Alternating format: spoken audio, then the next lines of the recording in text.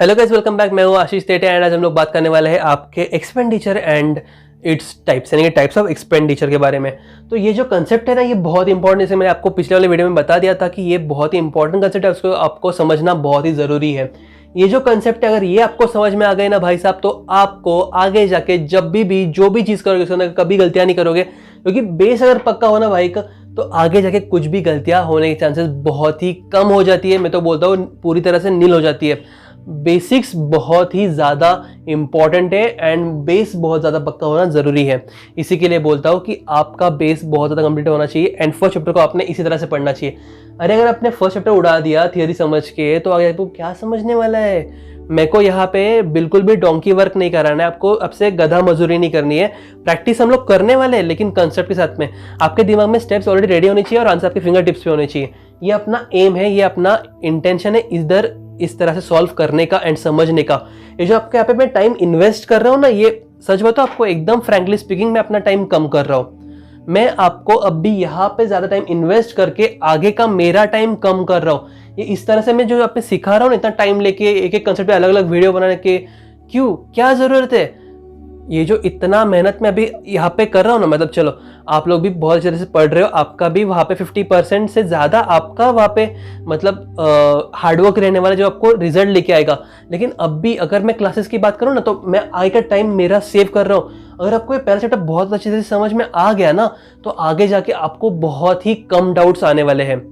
Take this in writing कि अगर आपने ये पहला चैप्टर जो है बहुत अच्छे से समझ में ले लिया ना, तो आगे जाके आपके डाउट्स बहुत ही कम आने वाले हैं और आपको बहुत ही कम डाउट्स को सामना करना पड़ेगा। जब भी कोई क्वेश्चन आएगा, आपके दिमाग में एक चीज क्लियर रहेगी, ये प्रोडक्ट, ये जो फिगर मुझे अभी दिख रही है ना, ये इसका यही मीनिंग है, इसका ये कंटेक्स्ट है, इसको इस तरह समझना है एंड उसको उसी तरीके से वहां पे हम लोग को पोस्ट करना है या फिर उसको उस तरह से वहां पे हम लोग को बुक्स में दिखाना है। जब कोई भी बंदा जहाँ पे भी जाए, जो भी करे, मतलब क्लासेस ले या फिर सेल्फ स्टडी करे, जो इस पहले चैप्टर को स्किप करेगा ना, मतलब निगलेक्ट कर देगा या फिर सिर्फ पढ़ के ऊपर समझा के छोड़ देगा ना, आगे जाके लिख लो बहुत डाउट्स आने वाले हैं, बहुत कंसेप्ट्स को आपको वापस रिवाइज करना पड़ेगा। वही अगर मैं एक एक कंसेप्ट को अलग अलग वीडियोस बना के अलग अलग एग्जाम्पल्स देके आपको यहाँ पे समझाता हूँ ना, तो आपका बेस पक्का बन जाता है, आपकी मुश्किलें जो आने वाली है ना आगे, वो कम हो जाती है। अगर ये चीज़ आपको यहाँ पे अभी समझ में आ गया ना, तो आप समझ लो कि आगे आने वाले जितने भी आपके डाउट्स हैं वो सारे आप भी क्लियर हो जाएंगे। बिलीव नहीं हो रहा है, wait, let the sessions come, let the practice session start, तब भी हम लोग देखेंगे, तभी हम लोग कंपेयर करेंगे। एक्चुअली कंपेरिजन करना नहीं चाहिए, पर करना भी जरूरी है, ओके। बिकॉज तभी आप देखना कि जो लोग है ना, जिन्होंने इसको स्किप कर दिया, आपके फ्रेंड्स होंगे या फिर जो भी होगा, उनको आप पूछना आपको सम सॉल्व करने में दिक्कत आ रही है या नहीं आ रही है, आपको डाउट्स आ रहे हैं नहीं आ रहे हैं। जब हम लोग सम सॉल्व करें, आपके पास दिमाग में ऑलरेडी सेट रहेगा बॉस कि अच्छा ओके, इसका इफेक्ट इस तरह जाता है, सर ने सिखा दिया, कंसेप्ट हमको समझ में आ गई है और इसका यही मतलब होता है। लेकिन जब आप वहाँ पे देखोगे कि आपको वहाँ पे कोई डाउट नहीं आ रहा, फटाफट सॉल्व कर देते हो, रेफरेंस बुक लेके आ, जो बुक लेके या नहीं लेके आ, जहाँ तक मेरे करिकुलम का सवाल आता है, मेरे को वो सम तो सॉल्व करते आने ही वाला है। ये जो कॉन्फिडेंस आप में आएगा ना बॉस, बस उस एक मोमेंट के लिए वेट करो, मजा आएगा तब भी। तो चलिए, ज़्यादा टाइम वेस्ट नहीं करते, यानी कि इन्वेस्ट नहीं करते, क्योंकि हम लोग अभी यहाँ पे मेन कंसेप्ट देखने वाले, बहुत ही इंपॉर्टेंट कंसेप्ट है और उसको हमने समझना है और यहाँ पे अच्छी तरीके से ध्यान देना है। डोंट वरी, ज़्यादा लोड मत लो, बहुत ही अच्छी तरीके से समझाऊंगा, एग्जाम्पल के साथ समझाऊंगा तो आपको याद रहेगा। हाँ, यहाँ पे मैं जो एग्जाम्पल बताऊंगा लिख लेना, ओके। और ये जो एग्जाम्पल है आपके बुक्स में भी दिया हुआ है, और ये सबसे बेटर एग्जाम्पल होता है, बेस्ट एग्जाम्पल होता है आपको समझने के लिए, ओके। तो यहाँ पे जो एक्सपेंडिचर आप करते हो ना, यानी जो भी आप खर्चा वगैरह करते हो, उसे दो प्रकार होते हैं। एक तो होता है आपका रेवेन्यू एक्सपेंडिचर एंड एक होता है कैपिटल एक्सपेंडिचर। सर रुको, 3 एक्सपेंडिचर के प्रकार दिख रहे हैं, capital expenditure, revenue expenditure, deferred revenue expenditure. मेरे भाई सुन, बात ऐसी है कि आपको भले ही 3 दिखाई दे रहे हो, लेकिन एक्चुअल कंटेक्स्ट में जब क्लासिफाई करना होता है ना, that is only 2 types, one is capital, other is revenue. Deferred revenue is a part of revenue. Revenue एक बड़ा ब्लॉक है जिसके अंदर से एक छोटा सा पार्ट आता है आपका डेफर्ड रेवेन्यू, यानी कि उसको सब क्लासिफाई किया जाता है। वैसे capital expenditure and revenue expenditure are the main parts for classifying the transactions into two things, that is expenditure जो भी आप कर रहे हो, तो एक तो कैपिटल होगा या तो रेवेन्यू होगा, और रेवेन्यू हुआ तो क्या वो नॉर्मल रेवेन्यू या फिर उसको डेफर्ड रेवेन्यू में डाल दिया जाए, तो ये बात बाद में आती है जब आपको रेवेन्यू चूज कर लिया जाए। ओके, बात करते हैं कैपिटल और रेवेन्यू की। तो कैपिटल मतलब क्या एक्सपेंडिचर सर? एक ऐसा एक्सपेंडिचर जिसका इफेक्ट 1 साल से ज्यादा टाइम तक रहता है। मतलब सिंपल है, अगर मैं आज एक कार खरीदता हूं, अगर मैं गया एक शोरूम के अंदर और आज मैंने खरीद ली समझो BMW, ओके, मैंने BMW खरीद ली, तो क्या BMW 1 साल के अंदर खत्म हो जाएगी? नहीं, सालों तक चलने वाली है वो। Okay, it is going to be working for years.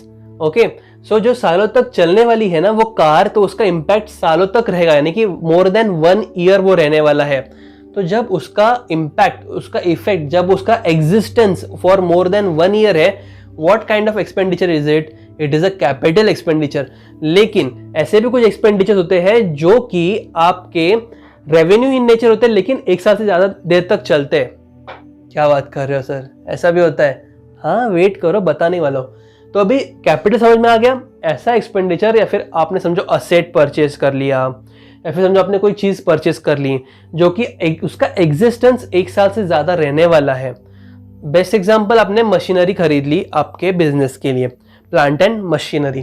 तो आपने जो प्लांट एंड मशीनरी परचेज करी वो आपका, उसका एग्जिस्टेंस जो है वो मोर देन 1 ईयर रहने वाला है। तो जब ये मोर देन 1 ईयर की बात करते हैं ना हम लोग, तो वो जो मोर देन 1 ईयर बोलते हैं, that is your capital expenditure. उसका टेक्स्ट पढ़ के दिखाता हूं आपको मैं। देखो, सबसे पहले expenditure and its types. Expenditure, an amount spend by the business for the any consideration received by business is called as expenditure. Any consideration, service मिली हो या गुड्स मिले हो, वॉट एवर यू गॉट, और असेट्स मिले हो, जो भी मिला हो, एनी कंसिडरेशन, वो क्या हो गया आपका expenditure. Capital expenditure, the expenditure is इनकर to acquire fixed asset or to increase the value of fixed asset.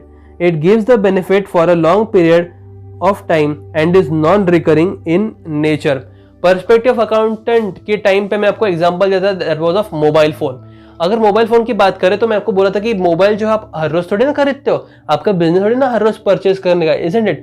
You purchase it only once. BMW में रोज थोड़ी ना परचेज करूंगा, एक आध बार ले ली मैंने BMW, तो एक ही बार मैंने परचेज करी है उसको, रोज थोड़ी ना परचेज करता हूँ। तो ये जो मैंने आपको बोला ना कि मैंने BMW परचेज करी है, तो वो जो मैंने परचेज करी वो असेट है मेरे लिए, मैं हर रोज नहीं करता हूँ। It is not recurring in nature, it is non recurring in nature. हर रोज बार बार नहीं होगा। इट इज मतलब बहुत लोग ना ड्रीम होती है मेरे को BMW परचेज करनी है, तो वो it is such a kind of a thing जो आप एक बार करते हो। ओके, हर रोज नहीं होती है, 1 साल के अंदर 2 बार नहीं होती है, बट ऑब्वियस है। हाँ, अगर आप कार का बिजनेस करते हो, जैसे मैंने आपको बोला था पहले कि मैं ट्रैवल एजेंसी लेके बैठा हूँ, हाँ, तो अगर मैं बिजनेस के लिए परचेस कर रहा हूँ, then it may be a thing जहाँ पे वो 1 साल के अंदर, फिर 1 महीने के अंदर मैंने 2 BMW ले ली। ओके, तो वो मेरा बिजनेस की बात है। लेकिन अगर मैं आपको नॉर्मल केस में बताऊँ, मैं जब कोई एक बिजनेस चला रहा हूँ, ओके, समझो मेरा ग्रोसरी का शॉप है, तो मैंने टेम्पो खरीद लिया। टेम्पो हर थोड़ा खरीदूंगा, वो तो मैं ट्रांसपोर्ट के लिए खरीदा ना, वो मेरे लिए असेट हो गया, राइट? तो वो असेट, वो कैपिटल नेचर का हो गया। अब सपोज वहीं पे जो टेम्पो मैंने खरीदा, मैंने सोचा यार अगर ये टेम्पो का जो पीछे का पार्ट है, अगर मैं उसको थोड़ा सा एक्सटेंड करा दूं, या फिर मैं उसको ऊपर थोड़ा सा और एक्सटेंड करा दूं, एडिशन कर दूं, जिससे मेरे टेम्पो का कैपेसिटी बढ़ेगा। आज तक वो मेरा सिर्फ 100 बॉक्सेस लेके जा सकता था, लेकिन अगर मैंने उसको हाइट बढ़ा दिया ऊपर से, तो शायद वो 120 बॉक्सेस लेके जाए। तो ये जो खर्चा करूंगा ना मैं, वो 20 बॉक्सेस एक्स्ट्रा बैठने के लिए ऊपर का जो हाइट बढ़ा रहा हूँ, ये जो एक्सपेंडिचर जिससे मेरे असेट का कैपेसिटी बढ़ रहा है, that is also capital nature transaction. Okay, समझ लो, मतलब वो भी कैपिटल एक्सपेंडिचर। क्यों? क्योंकि उसने मेरे फिक्स एसेट का वैल्यू बढ़ाया, उसने मेरे फिक्स एसेट का कैपेसिटी बढ़ाया। अगर उसी केस पे अगर मैं मशीनरी लूँ, मशीन के अंदर अगर मेरा आज एक मशीन समझो 20 पैकेट्स ऑफ मैगी बनाता है, अगर मैंने उसके अंदर कुछ ऐसा मॉडिफिकेशन जुगाड़ लगा दिया जिससे वो मेरा एक मशीन 50 मैगी बनाता है, तो वो जो 30 मैगी बड़े है उसका कैपेसिटी बढ़ा है, तो वो क्या हो गया सर? तो वो तो उसका कैपेसिटी बढ़ गया ना, तो इसी की वजह से वो क्या हो गया आपका कैपिटल एक्सपेंडिचर। यानी कि ऐसी कोई चीज जो 1 साल से ज्यादा देर के लिए है, जो नॉन रिकरिंग इन नेचर है, या फिर ऐसा कोई एक्सपेंडिचर जिससे मैंने उस असेट को कुछ ऐसा मॉडिफाई कर दिया जिसकी वजह से उसका कैपेसिटी बढ़ गया या उसका वैल्यू बढ़ गया मेरे लिए, तो वो हो गया capital expenditure. Okay, I hope capital expenditure बहुत ही क्लियर है आपके लिए। अगर नहीं है तो डाउट सेशन में पूछ लेना। Okay, purchase of machinery, extension of building, purchase of computer, ये सब क्या हो गया सर आपके लिए? ये सब हो गया कैपिटल एक्सपेंडिचर। आपने एक चीज ऑब्जर्व की, उन्होंने बिल्डिंग नहीं बोला, उन्होंने एक्सटेंशन ऑफ बिल्डिंग बोला। यानी कि पहले मेरे बिल्डिंग के अंदर 4 फ्लोर्स थे, लेकिन मैंने सोचा कि नहीं यार, मेरे 4 फ्लोर्स की जगह मैं और 2 फ्लोर्स बढ़ा लेता हूँ। तो जो 2 फ्लोर्स आपने बढ़ाया ना सर, वो रेवेन्यू नहीं है, वो कैपिटल इन नेचर है। वो 2 फ्लोर्स बढ़ाने की वजह से आपका कैपेसिटी बढ़ गया, आपका वहाँ पे क्या बढ़ गया सर? आपका वहाँ पे उसका वैल्यू बढ़ गया। समझ जाओ। तो रेवेन्यू एक्सपेंडिचर की बात करते हैं। Revenue expenditure means expenditure is an expenditure from which no future benefit is expected but having immediate short term benefit may be less than 1 year. It does not increase profit earning capacity of an organization. These are normal day-to-day operating expenses of business organization and appear on the debit side of trading account or profit and loss account. तो ये क्या है sir? आपका जो revenue expenditure है वो revenue expenditure सिर्फ और सिर्फ मैक्सिमम 1 साल के लिए वैलिड रहता है। यानी कि मैक्सिमम 1 साल के लिए उसका एग्जिस्टेंस रहता है, फिर उसका बेनिफिट रहता है। वो किसी भी तरीके से आपका कैपेसिटी को इंक्रीज नहीं करता। सबसे बेस्ट एग्जांपल बोलूं तो आपका इलेक्ट्रिसिटी का एक्सपेंडिचर 1 महीने का एक्सपेंडिचर होता है आपको, मतलब 1 महीने का बिल आ जाता है, that is for only 1 month, isn't it? तो वो हो गया आपका रेवेन्यू एक्सपेंडिचर। या फिर मैं आपको बोलूँ सैलरी पे कर रहे हो आप, सैलरी भी उन्होंने 1 महीने के लिए काम किया, आपने 1 महीने का सैलरी दे दिया, वो भी हो गया 1 महीने का। यानी या फिर मैं आपको बोलूँ कि मोबाइल का रिचार्ज 3 महीने का हम लोग करते हैं, 555 का उसका अमाउंट होता है, जियो का हम लोग रिचार्ज करते हैं, कितने महीने के लिए? 3 महीने के लिए। 1 साल से ज़्यादा गया क्या? नहीं। That is what a revenue expenditure is. Okay, तो ये हो गया आपका रेवेन्यू एक्सपेंडिचर। अब दूसरी बात करें और एग्जांपल देने जाओ तो आपका जनरल इंश्योरेंस निकालते हो आप, वो भी रेवेन्यू नेचर है। सर कहाँ रेवेन्यू नेचर? वो तो 2 साल के अंदर जाता है ना। नहीं, ओके नहीं, वो 2 साल के अंदर जाता भी होगा ना तो भी उसका मैक्सिमम टेन्योर कितना है? 1 ईयर। समझ रहे हो? फाइनेंशियल ईयर आधा आधा हो सकता है। लाइक आपने जुलाई के अंदर उसको इंश्योरेंस निकाला तो अगले जुलाई तक चलेगा, यानी कि 2 फाइनेंशियल ईयर्स आ गए, क्योंकि अपना फाइनेंशियल ईयर तो अप्रैल टू मार्च ही होता है ना। तो मार्च में तो ईयर खत्म हो गया, पर फिर भी 3 महीने तो और चलने वाला है वो चीज़। तो वो क्या हो गया आपका? वो अगले साल के अंदर चला जाएगा। ठीक है, पर ये सब जो चीज़ें होती है, मैंने आपको आउटस्टैंडिंग वगैरह के बारे में पढ़ा है, तो ये सब जो चीज़ें होती हैं दैट इज़ वेरी इंपॉर्टेंट। समझ रहे हो? अब ये जो चीज़ें होती हैं ना, आपको मैं आगे जाके और डिटेल में समझाऊंगा इसके बारे में, लेकिन ऐसी चीज़ें आपको मिलेगी इसका आपको पहले ही डिस्क्लेमर दे रहा हूँ, क्योंकि ऐसा ना हो कि आप बोलो कि सर आपने तो पहले बताया नहीं, अभी तब भी तो आपने इतना ही बोला। नहीं, डिस्क्लेमर देना मेरा रिस्पॉन्सिबिलिटी है, मैं पूरा करूँगा कि यहाँ पे हमको डिस्क्लेमर दे रहा हूँ कि आगे जाके ऐसी चीज़ें भी आएंगी जो 2 ईयर्स के अंदर जा रही है, लेकिन पूरा टेन्योर जो है ना वो 1 साल से ज़्यादा नहीं है, 12 मंथ से ज़्यादा नहीं है, and that is why they are revenue in nature. Okay, example देखो, rent paid, salary paid, wages paid. Okay sir, wages और सैलरी में क्या डिफरेंस होता है? बताऊंगा, वेट करो। Deferred revenue expenditure, an expenditure which is basically revenue in nature. मैंने बोला था ना, रेवेन्यू का ही पार्ट है। ओके, मतलब रेवेन्यू का एक्सटेंशन बोल लो या फिर पार्ट बोल लो, whatever it may B, लेकिन रेवेन्यू का ही भाई बोल लो, चलो। Okay, an expenditure which is basically revenue in nature but benefit of which is not exhausted within 1 year is called as deferred revenue expenditure। एक ऐसा expenditure जिसका benefit ज़्यादा सालों के लिए है। सबसे बेस्ट एग्जांपल, आपने क्या किया, आपने सपोज एक लैपटॉप परचेज किया और लैपटॉप लेते वक्त आपको सेलर ने वहाँ पे ऑफर दी कि सर अगर आपने 2000 रुपये पे करें तो आपको 3 साल का एक्सटेंडेड वारंटी हम लोग दे देंगे। वारंटी जो मिला, क्या वो कैपिटल नेचर है? क्या उसने किसी भी तरीके से आपके लैपटॉप का कैपेसिटी बढ़ाया?